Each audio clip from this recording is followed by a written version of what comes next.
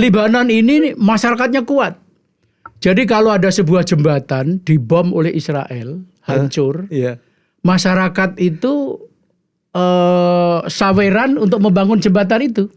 Dan dalam beberapa bulan jadi. Saya pikir ketika saya tiba di Beirut, saya duta besar yang tidak pernah mempunyai Mercedes, BMW, kan dapat S500 kan. Oh, bagus banget ini, gila ini mewah banget saya. Ternyata di jalan tuh banyak banget orang pakai mobil itu. Terus kita ke Jordan, Syria, kemudian kita berhentinya di Lebanon. Nah, 3 negara terdahulu itu berbeda sekali nuansanya. Ketika saya masuk ke Beirut, saya merasa seperti di Perancis. Jadi betul kalau ada yang mengatakan bahwa Beirut itu pernah disebut sebagai Parisnya Timur Tengah. Orang atau rakyat Lebanon melihat konflik Palestina-Israel itu seperti apa?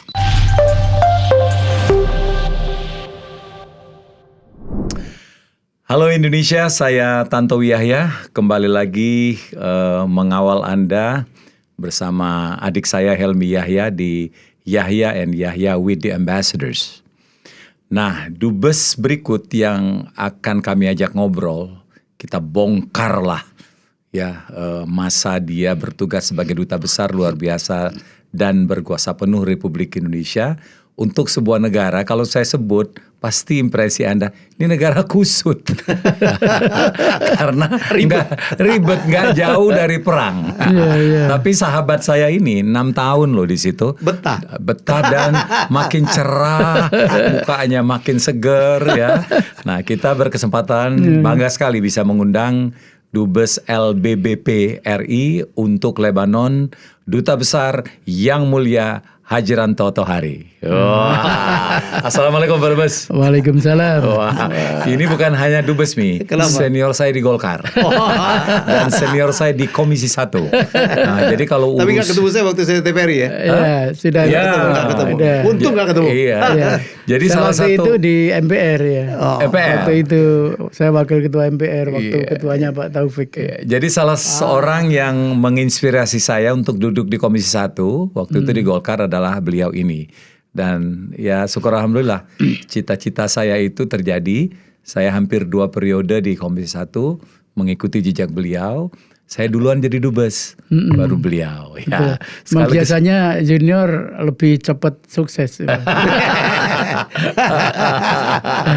Karena junior belajar dari kesalahan-kesalahan senior.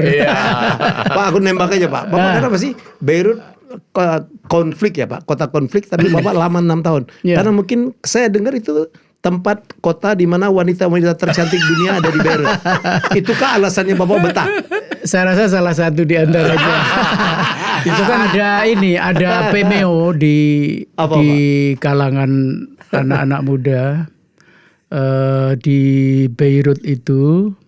Kalau bertemu dengan 10 perempuan, maka 20 yang cantik. Karena bayangan-bayangan pun cantik. Bayangan pun cantik. Dihitung ya Pak? Iya betul. Karena memang Pak, dia itu ada Eropanya ya Pak, ada Arabnya gitu ya. Ya, karena seperti kita ketahui itu kawasan yang menghadap ke Mediterania. Jadi hampir sama dengan orang Lebanon, Turki Yunani, Cyprus, Israel, Kroasia, punya negara-negara yang menghadap Mediterania itu katanya dipengaruhi oleh air Mediterranean yang bikin wajahnya itu hampir sama mereka. Itu bahasa resminya itu apa? Bahasa resminya karena Lebanon itu merupakan negara Arab dan anggota Liga Arab, maka seperti semua negara-negara Arab itu di konstitusinya bahasa nasional itu bahasa Arab. Jadi 22 negara pasca Perang Dunia Kedua yang dulu merupakan satu wilayah di bawah Ottoman kan. Ottoman. Setelah kekalahan Ottoman di Perang Dunia Pertama tahun 1917 itu, mereka jatuh ke tangan kolonialisme Eropa, terutama Inggris, Prancis, Jerman, Lebanon Italia. ini di Prancis ya? Dijajah Prancis. Setelah Ottoman runtuh, dibagi-bagi oleh para pemenang perang ini. Ya. Lebanon, Suriah, Tunisia, Prancis. Aljazair, Maroko, Prancis. Lalu Inggris, Palestina, Jordan, Arab Saudi, negara Arab Teluk, Irak. Tapi di Syria itu nuansa Perancisnya tidak sehebat di Lebanon ya? Ya, Lebanon tuh terasa sekali aura Perancisnya. betul. Oleh karena memang Perancis itu lebih konsentrasi di Lebanon. Seperti misalnya dia membangun berbagai macam proyek kebudayaan itu di Beirut. Dan kemudian ketika sebelum Perancis masuk, itu Amerika Serikat itu juga mengirimkan misionaris dalam jumlah yang sangat-sangat besar. Itu konsentrasinya di Lebanon. Oleh karena itu di Lebanon ada sebuah universitas yang sangat terkenal, yang memiliki reputasi internasional. Itu didirikan tahun 1856. Namanya AUB, American University of Beirut. Itu tahun 1854-56.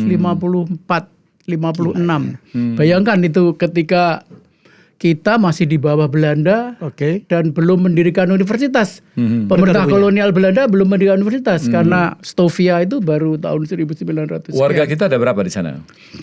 Warga negara kita ada sekitar 1.500. Wow. Tapi 1.250 diantaranya adalah Tentara Nasional Indonesia. Oh. Ditaruh di situ. Ya, yang bertugas sebagai peacekeeper. Sampai sekarang ya Pak? Sampai sekarang. Jadi ada sekitar 1.250 dan juga ada sebuah kapal perang. Kapal perang bergantian setiap 1 tahun. Sekarang itu KRI yang bertugas di Laut Mediterania di perairan Lebanon, Israel, itu KRI Sultan Iskandar Muda. Penduduk baru sih Pak? Lebanon semua? 5 juta saja. Yang menarik itu ya Pak, pemerintahnya Pak, presidennya mesti yang Kristen. Terus Perdana Menteri Sunni, Muslim Syiah. Sunni yang Syiahnya ketua parlemen. Selalu begitu. Selalu begitu. Itu awalnya itu merupakan semacam gentleman agreement waktu merdeka. Waktu merdeka tahun 47 itu gentleman agreement bahwa presiden harus dari Kristen Maronis. Kristen Maronis namanya. Kristen Maronis itu Kristen yang terbesar di Lebanon. Perdana Menteri harus Muslim Sunni. Ketua parlemen harus Syiah. Kabinet harus dibagi setengah-setengah, setengah Muslim, setengah Kristen. Nanti dielaborasi di breakdown ke sekte-sekte. Karena Lebanon ini sebuah negara yang disebut dengan menganut sistem konfesionalisme. Apa itu Pak? Yaitu sebuah sistem politik di mana pembagian kekuasaan itu dilakukan berdasarkan sekte keagamaan. Jadi sekte itulah yang dijadikan basis membagi kekuasaan. Berapa sekte? Ada 18 sekte yang diakui oleh pemerintah. Islam itu ada 5 sekte. Selain itu sektenya Kristen. Kristen kan banyak juga Ya sektenya. banyak, ada sekitar 13. Kalau Islam itu apa aja sektenya? Sektenya Islam itu Sunni, Syiah, Drus, Alawid. Ada Alawid. Drus itu sangat berbeda dengan Islam. Yang lain ya. Sangat berbeda dengan yang lain. Tetapi dalam pembagian kekuasaan dia masuk golongan Islam. Jadi kalau kabinet itu disepakati 20 kursi, maka 10 harus Kristen, 10 harus Muslim. Nah, terus itu mendapatkan bagian dari 10 yang Muslim itu. Jadi seperti itu. Ini menarik ya. Tapi akur ya Pak ya antar agamanya Pak? Oh, secara sosial akur. Secara sosial saya rasa Lebanon itu stylenya Western ya. Jadi agama itu orang Lebanon sebetulnya punya kecenderungan sekuler. Agnostik? Ya, sekuler. Sekuler. Sekuler itu artinya memisahkan agama dan negara. Kayak Turki. Jadi ya, Pak? lebih dari Turki karena Lebanon ini seperti saya katakan tadi basis untuk membagi kekuasaan berdasarkan Sekte. agama, berdasarkan sekte agama. Tetapi Menarik ini. setelah pemerintah yang dibagi berdasarkan sekte itu terbentuk, pemerintah negara tidak boleh mengurusi agama. Oh, Nah, mestinya begitu ya Pak? Ya, Iya, maka Pak. dari itu di Libanon ini tidak ada menteri agama. Bahkan sekedar menteri seperti beberapa negara Arab yang lain, misalnya menteri wakaf dan Nggak ada. urusan haji nggak ada. Jadi betul-betul Jadi urusan agama itu urusan masyarakat dan negara tidak mengurusi agama. Agama diurus oleh masing-masing agama itu. Tetapi memang agak paradoks dengan sistem pembagian kekuasaan tadi. Membagi kekuasaannya berdasarkan agama, tapi setelah terbentuk kekuasaan itu tidak boleh dia mencampuri urusan agama. Mestinya kita juga begitu ya Pak. Jadi walaupun partai kita banyak, ya kalau udah masuk ya udah jangan mikirin Kalau partai ada berapa? konstituennya aja. Partai ada banyak. Ada banyak partai- meskipun partai itu yang besar, yang partai yang besar-besar itu diidentikan dengan kelompok sekte itu. Seperti misalnya Partai Kristen Maronis itu namanya Free Patriotic Movement. Oke. Jadi itu partainya Maronis. Tetapi orang Maronis yang tidak terakomodasi oleh partai itu juga punya partai yang lain juga, tapi tidak sebesar itu. Seperti Menarik ya. LF, Lebanese Force itu ada namanya seperti itu. Demikian juga Sunni nanti ada partai The Future Movement, Al-Mustaqbal, jadi partai masa depan. Tapi ada juga partai-partai yang lain yang mewakili Sunni, tapi yang terbesar itu. Kira-kira seperti itu. Ya. Nah, di Lebanon itu ya, kesibukan masyarakatnya itu apa? Sehari-hari. Ya, Libanon itu negara Arab yang tidak memiliki sumber daya alam. Nah, ini menarik. Dia tidak punya minyak, tidak punya tambang seperti yang sedang ribut di Indonesia.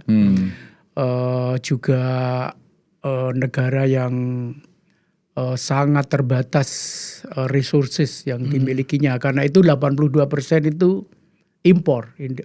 Libanon itu. Kebutuhan sehari-harinya. Iya, 82% itu impor. Maka Libanon itu mengandalkan manusia, sumber daya manusia. Sumber daya Service manusia. jadi ya. Karena seperti saya singgung di depan tadi ketika bicara tentang AUB, itu universitas yang berdiri tahun 1854 yang kemudian diikuti dengan beberapa universitas yang lain yang dibangun oleh misionaris Kristen dari barat, terutama dari Amerika. Itulah yang menciptakan SDM yang kuat.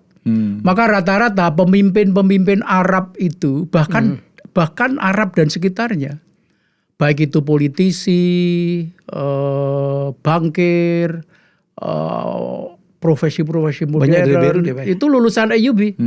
Banyak DBR. Ya, Presiden Afghanistan yang 2 tahun yang lalu atau 3 tahun yang lalu kalah dan terusir, lari ke luar negeri, kalah dengan Taliban itu lulusan AUB. Oke, kalau Ashraf Ghani itu. Kalau sumber daya alam tidak ada gitu, penopang ekonominya itu apa? Pariwisata. Pariwisata dan orang Libanon itu bekerja mengisi profesi-profesi modern di hampir seluruh negara Arab yang maju. Oh, jadi mengandalkan diaspora ya? Ya, jadi orang kalau remittance ya dia. Ya, kalau Anda ke Emirat atau Qatar atau Kuwait yang menjadi penyiar-penyiar TV. Oh, itu orang Lebanon. Orang Lebanon. Penyanyi-penyanyi, bintang film, bankir, arsitek. Iya. Terus uangnya tuh masuk. Masuk. Oh, jadi remittance. Betul. Karena itu pendapatan per kapita lebih besar dari negara kita. 8.900. Jauh dong di atas kita. Ya. Bandingkan dengan Mesir 1.800, 1.900. Tapi jangan bandingkan dengan Qatar yang 104.000 US dollar. Qatar, Kuwait dan sebagainya. Yang menarik itu Lebanon saya catat sebagai negara yang paling banyak dokternya. Dokter medis. Ya. Katanya saking, sementara di Indonesia kan sangat kurang tuh. Betul. Ya, tapi saking bersaingnya katanya ada yang jadi sopir taksi. Jadi apa? Jadi ini udah nggak praktek dokter. Betul. Jadi seperti saya sebutkan tadi, universitas itu lokomotif ya. Untuk mereka lokomotif kemajuan, dan karena itu mereka menghasilkan dokter yang sangat banyak, profesi-profesi modern yang sangat banyak, dan mereka bekerja karena keterbatasan pekerjaan di dalam negeri, mereka bekerja di luar negeri. Apalagi Lebanon itu memiliki keunggulan, dia itu disebut oleh banyak orang sebagai bangsa yang polyglot. Apa itu Pak? Bangsa yang memiliki kemampuan berbahasa asing sangat banyak. Betul. Oh gitu. Ya, jadi kalau ketemu pengusaha-pengusaha Lebanon atau dokter atau akuntan, lawyer dan sebagainya, kalau ketemu kita, dia akan menanyakan mau ngomong pakai bahasa apa? Segitu aja. English, French, French dan fasih. Arab, fasih. Nggak ketahuan. Dan bisa ngomong. Gitu, dan bisa Saya ngomong. di Wellington ada teman, istri duta besar ya, dia orang berkebangsaan Lebanon. Itu 5 bahasa Mi. Jadi Inggris, Prancis, Spanyol, Itali, Lebanon, dan Arab. fluent. Oh, very fluent. Fluent. Iya, 6 atau 7 bahasa. Itu jadi betul. Apa tadi istilahnya Pak Dubes? Polyglot. Polyglot. Jadi Ya, orang kayak yang mempunyai Tantowi Yahya itu polyglot sebetulnya. Saya polyglot tapi bahasa daerah Pak. Kan di Palembang ada 18 bahasa daerah. Jadi saya bisa duta sholat. besar Tantowi Yahya itu paling cocok sebenarnya jadi dubes di Beirut. Karena dia kalau ditawarin mau bicara Inggris, Prancis, Spanyol dan sebagainya, bisa dibalik. Ada mau apa? Bilang gitu. Kalau yang ditanya saya, kan alternatifnya sedikit kan, paling dengan joke ya, Indonesia bilang gitu, dia baru angkat tangan. Pak Dubes, 6 tahun di negara yang dipersepsikan kusut, ya, ruwet gitu ya. Itu ngapain aja 6 tahun di situ selain tugas-tugas duta besar? Kayak gitu. pertanyaan kayaknya nggak ada kerjaan gitu loh. Lo Mi, sama Mi orang. Toh lo di New Zealand 5 tahun, itu negara yang lebih banyak dombanya gitu. Lo ngapain aja di situ ya kan gitu. Libanon itu bangsa yang sangat gemar festival. Festif. Ya, pesta, kumpul-kumpul, Kopi, nyanyi, Saya lupa tuh ada wine. macam-macam, ya. Ada kebun anggur Betul. di Lebanon. Konser musik itu paling banyak di Lebanon. Yang bertempat di bangunan-bangunan kuno seperti di ruin-ruin Romawi. Jadi maksudnya itu kah yang membuat Pak Dubes betah di Beirut? Ya, salah satunya itu. Salah satunya. Lebanon itu unik sekali ya. Ketika media massa menyebut Lebanon itu dalam situasi krisis politik ekonomi yang parah, itu namanya kafe, restoran, rumah makan, konser musik itu berjalan seperti biasa. Tapi Pak, sorry Pak, saya potong. Bukankah Lebanon itu negara yang listriknya paling sering biarpet? Ya. Kadang-kadang berhari mati gitu, cuman hidup 4 jam gitu, gimana Pak? Betul. Katanya jadi PLN-nya Lebanon itu pernah cuma menyala 2 jam dalam sehari.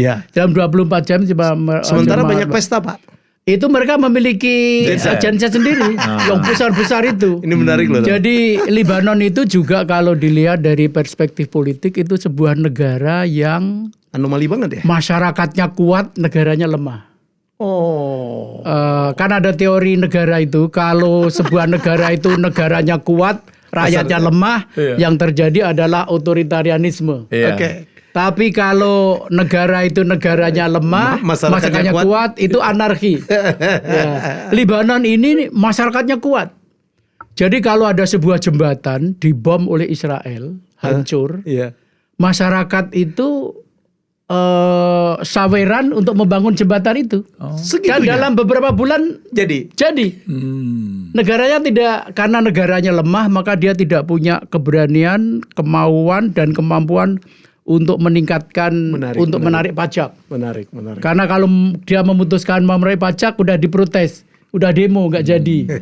Bahkan ketika mau pajak pulsa seluler itu dinaikkan berapa persen, itu turun demo di 7 kota besar Lebanon dan dibatalkan. Sampai Perdana Menterinya jatuh. Maka harga-harga barang impor di Lebanon itu sangat murah. Jadi Fortuner di Indonesia kan 600 sekian juta. Di sana? Di sana 425 juta. Kalau dirupiahkan. Itu udah dapat Fortuner. Dari mana Fortunernya? Thailand. Fortuner, maksudnya Fortuner, Toyota Fortuner. Bukan dari Indonesia, bukan. Bukan. Fortuner dari Thailand. Iya, bisa assembling dari Thailand, bisa build up dan sebagainya. Maka di Beirut itu, kalau kita jalan-jalan itu seperti melihat sebuah sebuah fenomena negara kaya. Jadi mobil-mobil di jalan itu berkeliaran, mobil Eropa yang mewah-mewah itu. Mahal-mahal ya. Yang mahal-mahal itu. Saya pikir ketika saya tiba di Beirut, saya duta besar yang tidak pernah mempunyai Mercedes, BMW, kan dapat S500 kan. Oh, bagus banget ini, gila ini mewah banget saya. Ternyata di jalan tuh banyak banget orang pakai mobil itu. Saya pikir wah ini eksklusif gitu kan. Lalu BMW seri 7 itu yang gitu ya, panjang Pak? itu kan. Itu Berapa jumlah kedutaan asing di sana? kalau negara Eropa, Amerika Latin hampir semuanya ada. Hanya dari negara-negara Asia yang sedikit. Misalnya ASEAN itu cuma ada 3.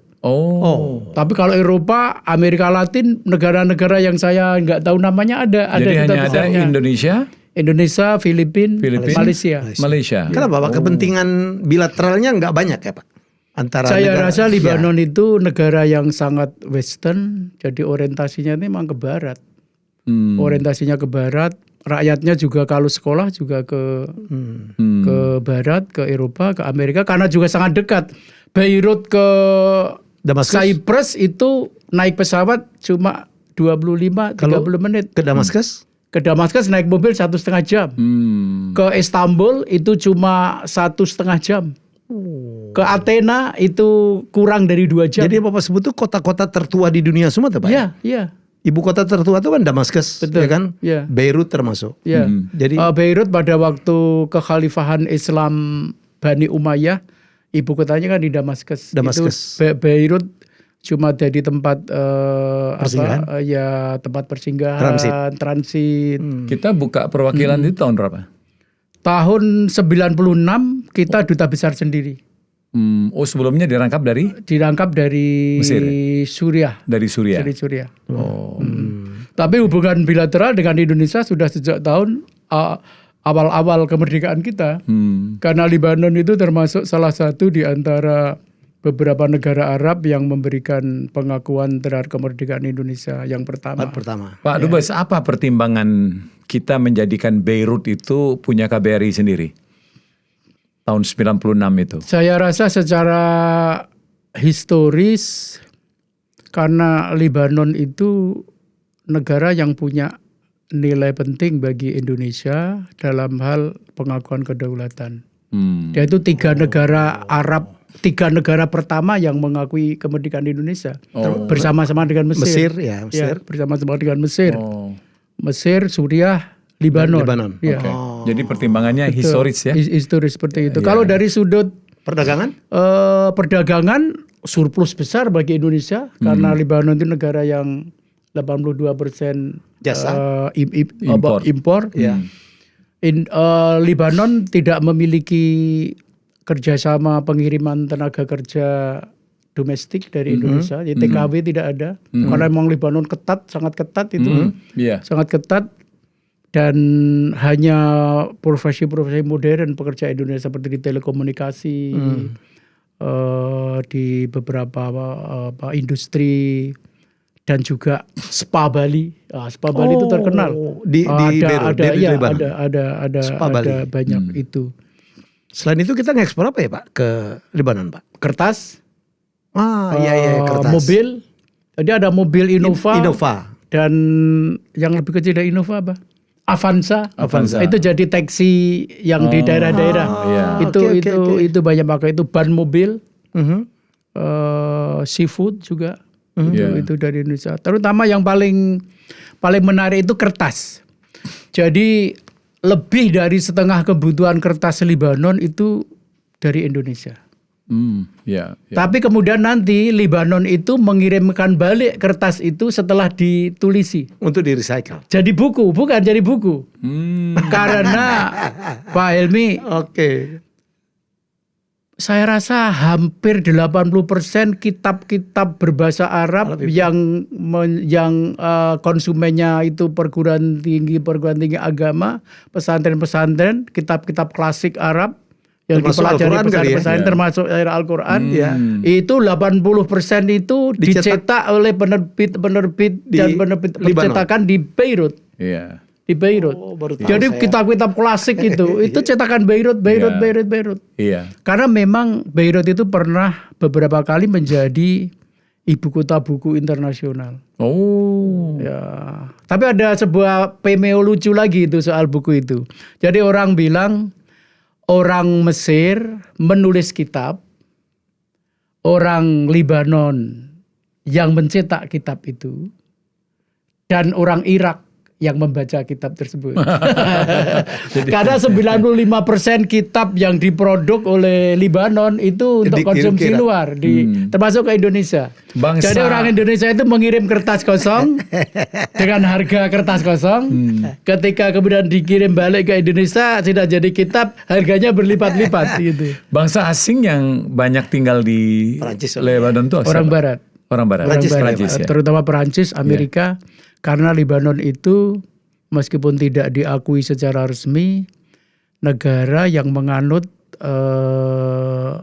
warganya boleh berkewarganegaraan ganda maupun lebih dari ganda. Jadi double maupun triple. Biasanya orang Libanon itu punya kewarganegaraan Libanon, Perancis, Arab Saudi. Atau Libanon, Perancis, Amerika. Enak banget ya. Bisa travel kemana-mana ya Pak. Iya. Karena mungkin kecenderungan poliglot itu, maka orang Libanon yang paling banyak berada di luar negeri, keturunan Libanon paling banyak di negara-negara Amerika Latin itu orang Libanon. Ada seorang penulis Libanon yang sangat terkenal, novel-novelnya banyak sekali diterjemahkan ke bahasa Indonesia. Siapa? Namanya Amin Makhlouf.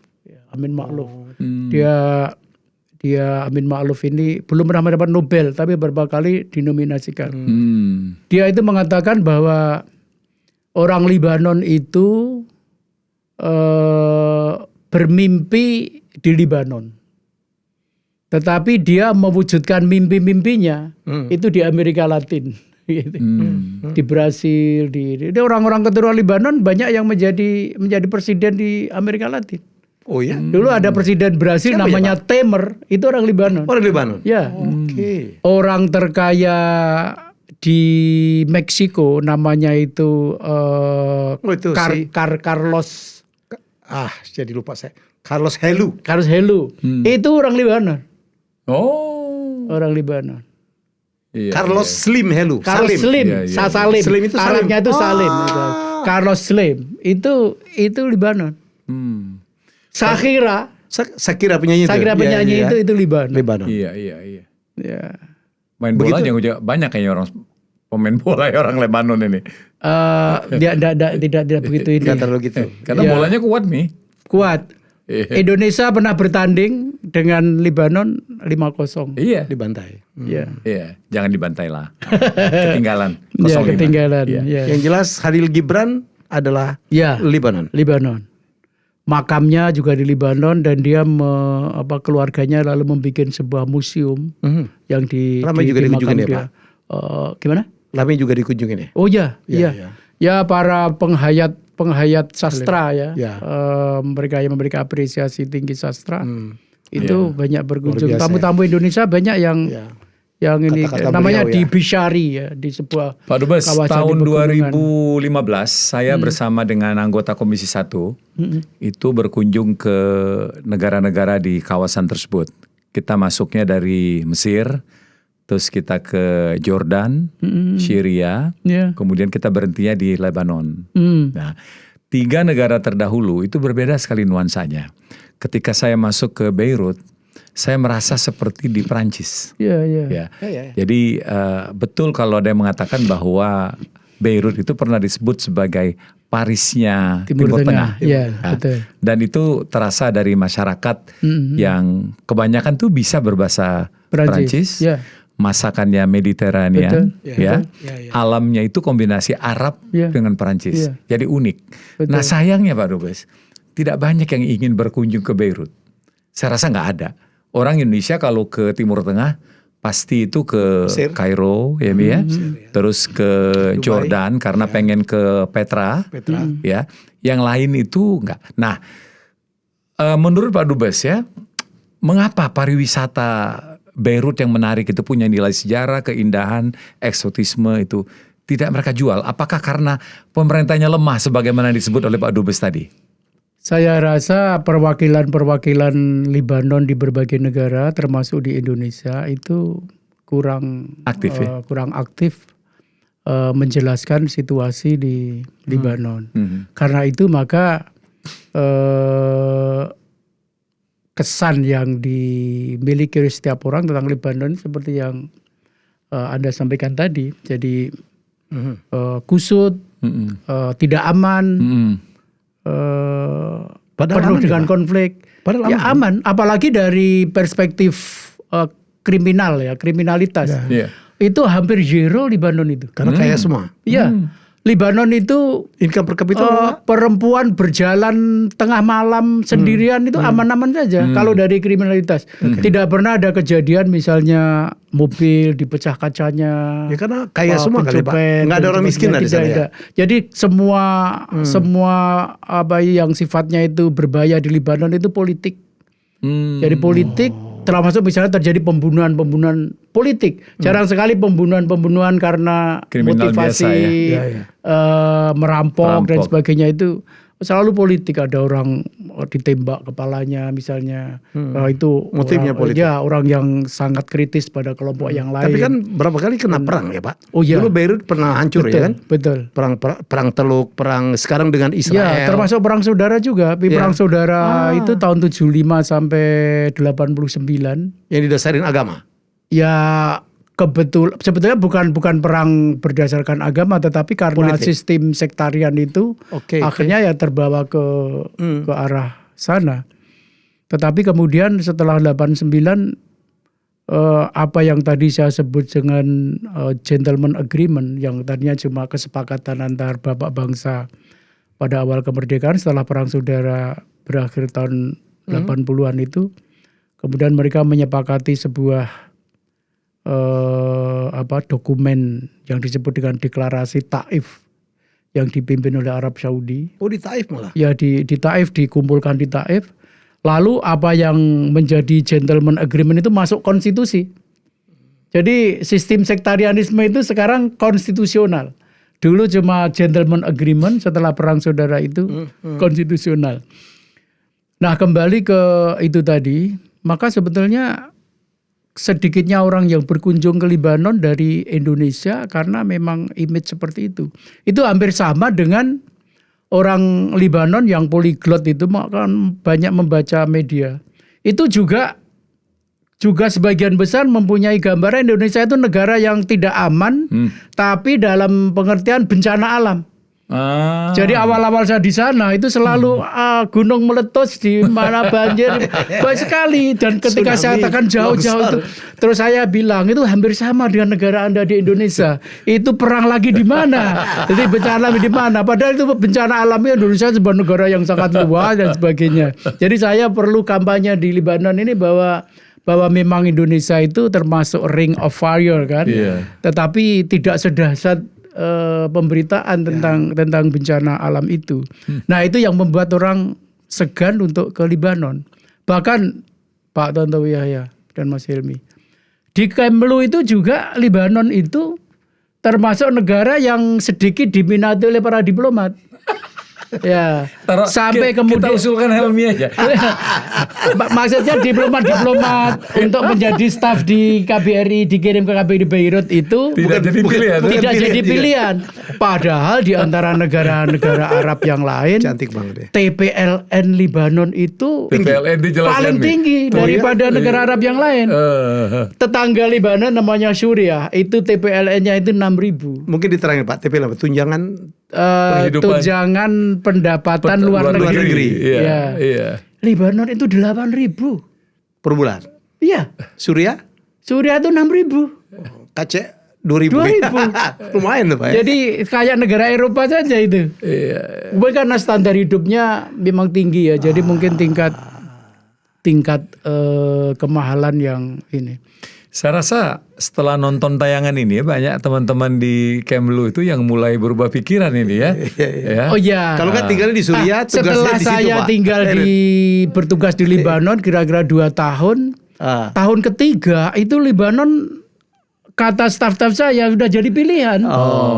Mungkin karena faktor 8.200 US dollar itu tadi. Padahal bukan kategori hardship kan? Oh iya. Tapi mungkin lifestyle mereka kan ya, dan cocok dengan anak muda apalagi ya Pak ya. betul. Dan apalagi di Lebanon itu setelah saya berada di sana itu terjadi krisis lagi dan diberlakukan lagi ketentuan untuk tidak membawa keluarga. Sekarang ini? Iya, sampai sekarang masih berlaku. Itu juga. Apa alasan keamanan? Kan saya konflik dengan Israel nih Pak. Ya. Saya ada rasa bom, suka faktor-faktor nyasar keamanan. gitu. Nah, Kementerian Luar Negeri Republik saya itu kan membagi perwakilan itu menjadi 3. Perwakilan normal, perwakilan rawan, perwakilan bahaya. Kalau ini Lebanon tadinya rawan. Sekarang? Ketika saya datang itu rawan. Sekarang? Ketika sekitar 2 tahun kemudian terjadi konflik dan serangan Israel, agresi militer Israel dengan Hezbollah ya. yang bertubi-tubi sampai ke kota Beirut itu, Lebanon dimasukkan ke bahaya. Sampai sekarang? Sampai sekarang. Oh ya. Ya. Bapak pulang kapan sih Pak? Saya pulang awal tahun ini. Baru. Bulan Maret ya. Baru 6 tahun. Maret. Saya datang 10 Maret. Fresh banget tapi. Kadang negara Arab, Lebanon ini negara 4 musim ya. Ya. 4 musim, Ikut jadi kayak Eropa. di Eropa ada salju. Ada salju ya. Iya. Katanya cuma di Beirut ya Pak. Salju habis itu ke pantai cuma 1 jam. Betul. Gitu ya Pak Iya, ya. iya. Deket banget. Dekat banget. Dan Lebanon ini negara Arab yang tidak punya padang pasir, tapi dia punya pantai, punya pegunungan Dengan saljunya. dengan saljunya. Jadi ada pusat ski yang berstandar internasional di Lebanon itu, yang kalau sedang bulan Desember, Januari, Februari, Maret sampai April, itu bukan main ramenya. Ski resort. Ya. Pak Dubes, Menarik ini. kita ngomong agak-agak berat ini. Ya, Iya. agak-agak Yang berat berat ini. bagian Tantowi Pak. Aku sing ringan-ringan ya. Orang atau rakyat Lebanon melihat konflik Palestina-Israel itu seperti apa? Biasa aja kan. Lebanon itu negara yang sampai hari ini tidak memiliki hubungan diplomatik dengan Israel. Bahkan termasuk negara yang hubungannya dengan Israel termasuk negara yang hubungannya sangat buruk dan kokoh sekali dalam hal dukungannya kepada bangsa Palestina. Jadi Lebanon itu memberlakukan warga negara Lebanon yang nekat pergi ke Israel itu dibawa ke pengadilan. Oh segitunya Pak? Oh iya. Dianggap kejahatan itu ya? Dianggap sebagai crime against negara. Jadi kalau mereka mau ke Masjidil Aqsa itu udah nggak bisa. Jadi balik lagi nggak bisa dia. Kecuali masuk pengadilan. Keras sekali. Tidak banyak yang tahu ini. Ya, keras sekali. Dan karena itu perbatasan Lebanon dan Israel itu dijaga oleh peacekeeper ya di bawah bendera PBB yang jumlahnya itu 11.500. Di mana Indonesia ada di situ juga. 1.250 Indonesia. itu dari Indonesia. Itu di perbatasan. Iya. Di perbatasan Lebanon Israel. Meskipun Israel itu sudah membangun T-wall. Iya. Jadi mau T-wall 12 meter yang beton. Ditabrak truk gak apa-apa itu. Dan di atasnya itu dikasih kawat yang bisa dialiri listrik ya. itu. Tetapi di sebelah T-wall tersebut, terutama yang ke daerah pegunungan yang tidak bisa dibangun tembok, itulah ada markas UNIFIL, tentara pemelihara perdamaian itu. Dan itu kuat sekali. Kalau tidak ada itu ya perang terus antara Lebanon dengan Israel itu. Wah, saya rasa Lebanon satu-satunya negara yang memperlakukan peraturan seperti itu ya. Saya rasa iya. Bahwa warganya dilarang untuk berkunjung ke Israel, dan kalau mereka memaksakan diri itu dianggap sebagai pelanggaran dan tidak bisa balik lagi Pak Dubes ya. Nggak bisa. Tapi kalau balik lagi masuk pengadilan kalau masuk nekat seperti itu. pengadilan dan dihukum. Betul. Dan di Lebanon itu ekspresi anti-Israelnya itu begitu merata. Jadi kalau saya hadir di acara-acara yang bersifat seni budaya, pembacaan puisi oleh maestro-maestro, sastrawan dan penyair Lebanon, bahkan ini dari penyair-penyair yang berlatar belakang Kristen, itu mereka mengekspresikan Keras. rindunya untuk berkunjung ke Holy Land. Masjid Al-Aqsa ya. Ya, ini penganut Kristen sangat dekat yang ingin berziarah ke Yerusalem, tetapi karena antinya dengan Israel, dia menahan diri untuk tidak berkunjung ke sana. Ya. Meskipun mereka bisa karena mereka punya banyak warga negaraan kan. Ya, ada bisa lewat mana saja sebenarnya bisa, tidak lakukan. Jadi diekspresikan dengan puisi-puisi, sajak-sajak, syair-syair itu. Mereka mengatakan kami sebelum mati saya ingin menari-nari di antara pohon-pohon zaitun di Yerusalem. itu taman Getsemani, taman yang terkenal di kalangan saudara-saudara kita beragama Kristen itu. Ini menari-nari di situ, berkunjung ke Bethlehem, ke Nazaret, the Holy Sepulchre dan sebagainya itu. Bayangkan mereka itu kan jaraknya itu dekat Pak banget. Tontowi. Beirut ke Yerusalem itu sekitar 220 km. Only. Itu pun karena jalannya itu banyak belok-belok. Kalau saya lihat kalau langsung itu saya rasa cuma 1 jam setengah. Itu dekat sekali. Dan itu adalah, Anda bayangkan, seperti kalau umat Islam di Lebanon membayangkan Makkah itu kan masih agak jauh. Tapi ini umat Kristiani di Lebanon yang cuma jaraknya itu cuma katakan saja 2 jam lah kalau ini. Itu sudah mau merayakan Natal di Kanisah Al-Gimamah itu yang tempat Yesus lahir, tempat Yesus dimakamkan dan sebagainya. Nggak bisa. Tapi tidak mau karena sangat antinya dengan Israel itu. Antinya itu.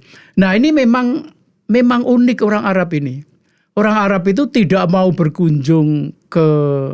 berziarah ke Yerusalem, ke Holy Land, itu karena antinya pada Israel dan perasaannya dengan orang Palestina, tidak ingin orang Palestina tersakiti dengan mengunjungi itu. Tapi orang Indonesia banyak itu, baik yang Kristen maupun yang Muslim. Itu ke Yerusalem itu kayak bahkan ada program Umroh Plus kan, Umroh Plus. Yerusalem.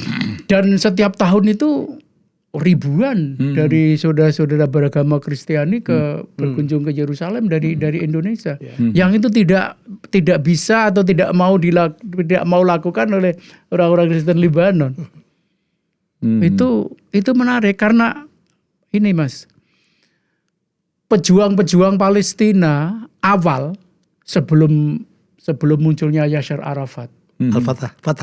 Yasser Arafat itu dengan PLO Fatahnya itu kan baru muncul itu tahun 1967. PLO ya. PLO itu 1967. Sebelum itu tokoh perlawanan Palestina itu adalah orang-orang Kristen Palestina yang pendidikannya di Ayyubi di Beirut. Seperti misalnya George Habas. Itu bahkan yang aliran keras kan dulu dituduh oleh Barat. Sebagai yang berada di belakangnya pembajak pesawat dulu kan. George Habas itu lulusan Fakultas Kedokteran Ayyubi. Jadi memang hubungannya sangat erat ya. Ini sebagai negara terhadap budaya asing itu terbuka dia. Oh sangat ya. Karena memang sangat barat. Tadi Mas Tontowi Yahya menyebut pengaruh Perancis, sampai di Beirut itu ada beberapa kawasan yang memang kawasan seperti kawasan Perancis. Ada sebuah kawasan yang sangat terkenal namanya Saifi namanya. Itu lorong yang kata orang, saya belum pernah jalan-jalan sampai detail di Paris itu meniru Saifi itu meniru sebuah kawasan di Perancis. Pak, kalau saya jadi tertarik mau berkesana Pak. Gampang nggak Pak? Kalau dari Indonesia mau ke Beirut? Mencari visanya tidak gampang. Oh, karena memang gitu ya, Pak? cukup ketat ya Libanon itu. Ada beberapa bahkan ditolak karena khawatir mencari pekerjaan di sana dan sebagainya. Tetapi biasanya banyak yang mendapatkan visa. Tetapi memang tidak Kedutaannya kan ada di Jakarta. taken for granted. Ada kan? Ada di Jakarta. Iya. Cuma sekarang ini setelah krisis di Libanon itu statusnya itu tidak duta besar. Semacam kuai. Oh. Karena Di memang Jakarta? ya di Jakarta. Karena Libanon itu katanya tinggal memiliki 14 duta besar di seluruh dunia setelah perang kemarin itu.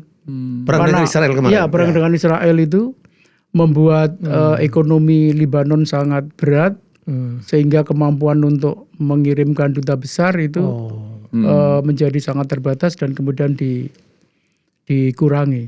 Oke, sayang banget ya, Pak. Iya, karena itu Beirut sebagai kota turis itu juga Terpengaruh ya. juga terpengaruh. Nggak ada direct flight ya, Pak, dari Indonesia? Nggak ada. Mungkin kemana? Ke Dubai, ke Doha, Bisa Dubai, Doha, Istanbul. Abu Dhabi, Istanbul, Saudi.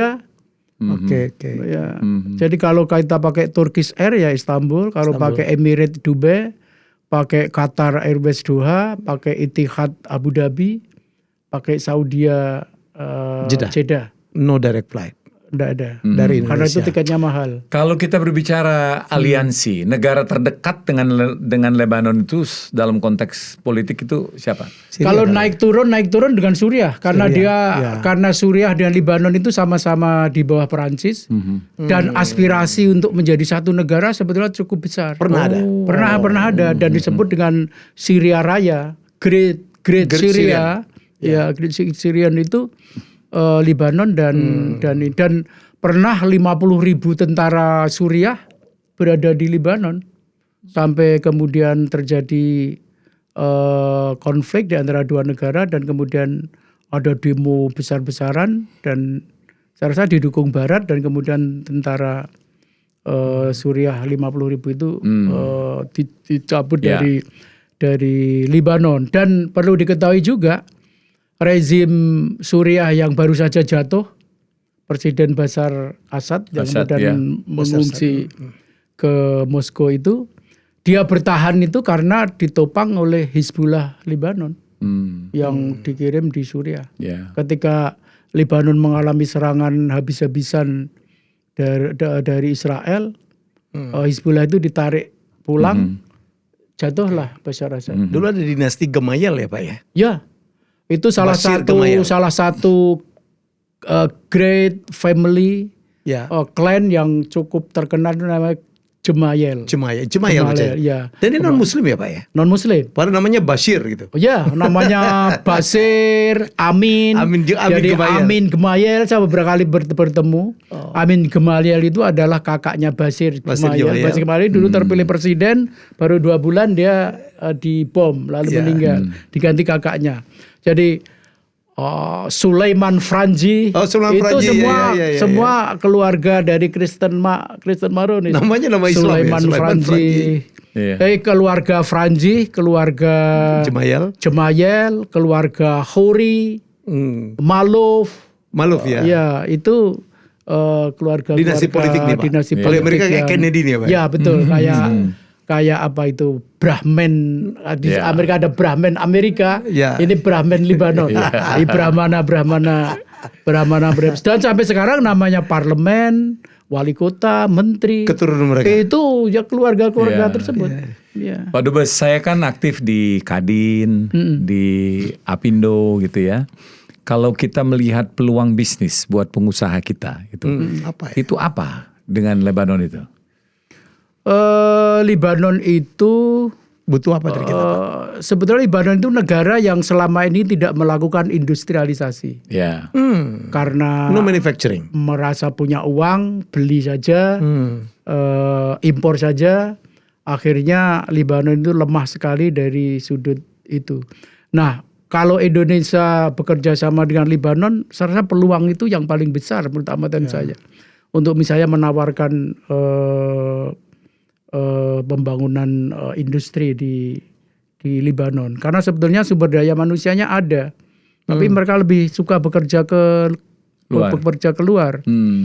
Kalau produk yang sangat dibutuhkan, produk jadi itu apa? Produk jadi di Indonesia, dari Indonesia itu sebetulnya hampir semuanya itu dibutuhkan. Cuma yang jadi masalah adalah Indonesia sekarang pesaingnya kan China kan. Di produk-produk China itu bisa menjual lebih murah daripada Indonesia. Sebetulnya termasuk garment, alas kaki. ya alas kaki, kemudian Kalah bersaing ya Pak. ya itu kalah bersaing Indonesia. Seperti mobil, sebetulnya motor, ban dan sebagainya itu dulu pernah ekspor ban mobil aki apa itu? Ya, Aki. Ya, itu dari Indonesia. Begitu Cina naik tajam itu banyak yang gulung tikar. Kalah Indonesia. Karena mungkin jaraknya juga lebih jauh. Ya. Atau Harga mungkin lebih tinggi ya? harga, terutama soal harga itu. Pak, bangsa Libanon itu bangsa peminum kopi saya dengar ya Pak ya? Ya, Suka banget minum kopi. maka kopi Indonesia banyak sekali. Itu peluang dong artinya. Ya, oh ya. Iya kan? Kalau itu kopi Indonesia itu sangat disukai Robusta kayaknya, Gak tahu saya apa tuh. Ya, Mereka bangsa peminum kopi, bisa 5 gelas lebih satu hari. betul. Dalam setiap acara Karena yang keluar kopi. kafe juga sangat banyak. Kafe sangat banyak. Coffee shop banyak. Banyak sekali. Saya mendatangkan berkali-kali pengusaha kopi di Indonesia. Sangat diminatin ya. Ya, tapi kemudian tidak berlanjut gitu loh. Tidak di follow up. Mungkin karena itu tadi faktor image keamanan itu loh. Image keamanan itu membuat orang hitung-hitung gitu. Kalau mau ke Libanon kan itu kan nantinya orang invest kan. Orang invest kan biasanya kan keamanan yang paling utama. Paling utama. Faktor jarak juga kali. Jarak juga. Iya. Tidak ada Jarak, penerbangan langsung. no direct Nggak ada flight. pesawat langsung dan pasarnya Karena nggak ada pesawat kecil. langsung itu tiket kan menjadi mahal. Iya, pasarnya hanya 5 juta. Mi. Betul. Iya. Kecuali kalau para pengusaha Indonesia yang akan usaha di Libanon itu berusaha untuk menjadikan Libanon sebagai hub. Karena masuk Suriah itu memang lewat Libanon. Apalagi ketika Libanon masih dalam keadaan perang seperti kemarin itu sampai saya pulang itu orang pergi ke Beirut mesti lewat, orang pergi ke Damaskus, ke Suriah itu mesti lewat Beirut. Penerbangan lewat Beirut. Jadi Suriah itu hampir setiap bulan misalnya merepatriasi pekerja Indonesia yang bermasalah. Setiap bulan itu sekitar 35 sampai 50 orang memulangkan pekerja Indonesia, pekerja migran Indonesia yang bermasalah itu ya lewat Beirut. Lewat Beirut. Yeah. Pak, ini pertanyaan terakhir dari saya Pak. Saya lihat Libanon itu adalah satu-satunya negara di dunia yang menaruh pohon di benderanya gitu. Yeah. Pohon cedar. Ya, pohon cedar. Pohon Kenapa cedar gitu itu ya, Pak? Apa artinya pohon cedar untuk Libanon Pak? Dari sudut keagamaan pohon cedar itu Ada di Quran katanya. Ada, lalu tetapi di Bible itu katanya disebutkan 176 kali. Ya, 176 kali cedar itu, sehingga ada Apa bahasa Arabnya namanya? Sidroh. Oh, sidroh. Kan ada Sidrotul Muntaha. Pohon sidroh. Oh itu. Iya. Kalau dalam Islam kan ada Sidrotul Muntaha. Jadi di Bible itu Cedar. Cedar itu dalam bahasa Arab. Sidroh itu dalam bahasa Arab. Cider ya. Ya, sidr. Lalu begitu diagungkan lalu dijadikan bendera. Jadi bendera Libanon ini tengahnya pohon itu. cedar. Di Libanon itu ada sebuah tempat namanya Taman Cedar. Itu ada pohon cedar yang berusia 700 tahun. Masya Allah. Ya. Karena dia pohon cedar itu setiap tahun itu hanya tumbuh berapa senti gitu. Tumbuh beberapa Bentuknya senti. kayak beringin gitu Pak? Ya kayak beringin.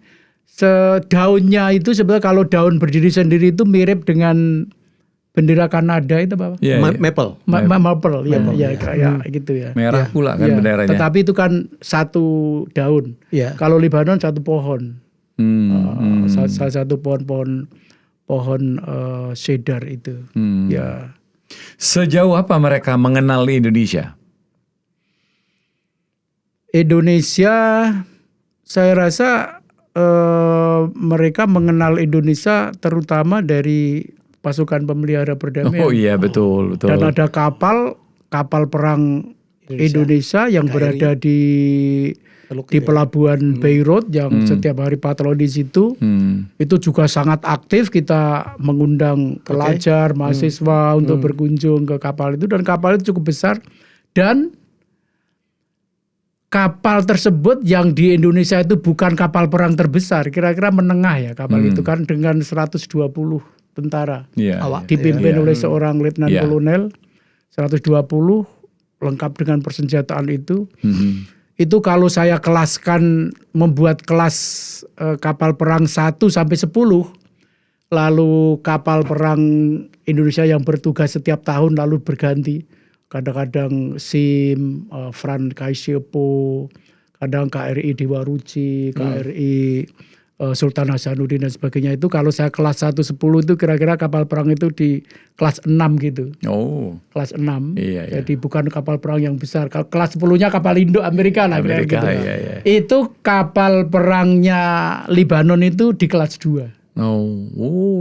Jadi ya setengah gumun juga. Wah, hebat juga Indonesia ini punya kapal perang. Dan bayangkan, dan itu berganti-ganti. Setiap tahun kan berganti-ganti. Jadi image-nya itu Indonesia punya banyak kapal perang kan? Dan bisa dikirimkan ke situ bertugas selama 1 tahun, berganti-ganti setiap tahun berganti. Indonesia ini negara yang cuma kaya, besar, aman. Buktinya ditinggal kapal perangnya ke sini nggak apa-apa. Gitu kan. Dan committed. Ya, betul. Dan lebih dari itu saya rasa yang paling perlu untuk juga menjadi pembenahan bagi Indonesia adalah Indonesia terkenal di Libanon karena negara konsumen buku cetakan Beirut. Yang begitu besar, begitu besar dikirim ke Indonesia. Kita nggak tahu itu, Mi. Kita juga kita juga nggak tahu itu. Jadi saya sampai berkali-kali mengundang penerbit Indonesia untuk bekerja sama dengan penerbit buku, penerbit kitab di Libanon untuk misalnya mencetak jarak jauh. Biar kita nggak mengimpor buku, kita mengekspor kertas tapi mengimpor buku. Nah itu value added-nya itu berapa kali lipat itu. Ketika kita ngirim kertas kosong, lalu mereka mengirim kertas isi, harganya kan berlipat-lipat gitu. Pak Dubes, 6 tahun di sana sebagai duta besar, saya yakin dan percaya hampir semua tugas yang dititipkan oleh negara kepada Pak Dubes sudah dilaksanakan. Ada nggak satu hal atau beberapa hal yang, saya mestinya lakukan ini nih? Ya, ada nggak yang merasa tertinggal? Ya ada. Apa itu? Yaitu belum berhasil karena situasi perang yang berkepanjangan. Yaitu menjadikan Indonesia dan Libanon itu bebas visa. Saya rasa kalau bisa bebas visa, itu Indonesia itu akan menjadi tempat yang sangat nyaman untuk bagi kunjungan orang mereka Libanon. Kalau liburan itu kemana? Liburan mereka banyak ke Bali juga. Cuma ke Bali memang mereka banyak pada persoalan visa. Karena itu kalau ke ASEAN kemana bisa, mereka? Saya rasa nomor 1 ke Indonesia. Nomor 1 ke Indonesia, dan apabila bisa bebas visa antar dua negara itu akan lebih berlipat-lipat lagi. Karena memang orang Libanon, karena penghasilan mereka tinggi ya, dengan income per kapita pendapatan 8.900. Itu memang kalau ngobrol dengan kita bicara Indonesia, dia bilang, wah pengen sekali ke Bali. Atau tante saya kemarin honeymoon ke Bali. Berarti Helmi memang cocok lah untuk kita nominasikan. Ya betul. Untuk ditugaskan di Saya Beirut rasa gitu. duta besar Indonesia di Beirut sebaiknya yang punya latar belakang podcast. Ya podcast. Udah 1 jam ya, setidak-tidaknya untuk membangun citra Indonesia yang dengan Libanon hampir Pak sama. Tanto tuh berkali-kali minta saya jadi dubes, Pak. Iya. Saya bilang, Saya rasa saya punya perasaan yang sama. Karena dia punya kapasitas, Iya. punya kemampuan, punya network. Betul, gitu. betul. Insya Allah, amin. Iya, Oke. iya. Satu jam, luar Iya. biasa. Baik, Asik ngobrolnya. teman-teman semua, 1 jam ya Mi ya. Iya. Kita sudah berbincang-bincang dengan Dubes Hajranto Tohari mengenai Lebanon. Nah, mudah-mudahan ini saya yakin sekali lah Habis ini banyak bisa mau ke sana nih. membuka atau merubah persepsi kita tentang Lebanon. Yap. Ternyata Lebanon itu cantik, prospektif, ada nilai-nilai yang bisa dimanfaatkan untuk kemajuan Ya. kita sebagai sebuah bangsa besar, dan juga ada opportunity bisnis yang mesti kita ini lagi ya, mesti kita gali lagi. Terima kasih Pak Dubes. Oke, makasih. Makasih, Pak. untuk, Saya juga sangat terima kasih. waktunya. Ini kesempatan yang sangat berharga bagi saya. Iya. Banyak sekali insight-nya Pak. Anak saya bilangnya insight. Iya. Kan orang nggak banyak tahu negeri ini ternyata universitasnya keren ya. Iya, Jadi iya. kalau mau kuliah yang laku di kemana-mana, Iya. mungkin salah satu alternatif Iya, itu iya. adalah ke Iya. Beirut, kotanya cantik. Dan peminum bisa kopi. belajar ke Beirut itu bisa memperlancar bahasa Perancis juga. Belajar bahasa gitu. Perancis Iya. gitu. Ceweknya cakep-cakep. Dan cowoknya ganteng-ganteng juga pasti ya kan gitu loh. Dan Jadi yang menarik, kita kira negara-negara Arab tertentu lah yang mempunyai sikap tegas terhadap Israel. Ternyata Lebanon ya. paling tegas. Paling tegas, bahkan ada sanksi hukum Ya, bagi mereka yang melanggar. Ini juga satu pembelajaran yang tidak sering kita dapatkan Mi ya. Ya. Di bahan-bahan bacaan baik secara terbuka maupun tertutup. Hanya dari Pak Dubes tadi kita bisa mendapatkan Thank you, Pak Dubes. insight. Sama-sama, saya Thank you. terima kasih. Syukur. Ya. Baik, kita jumpa lagi di episode berikut dengan Dubes kita di negara lain yang juga tentu tidak kalah menariknya. Terima kasih dan salam diplomasi.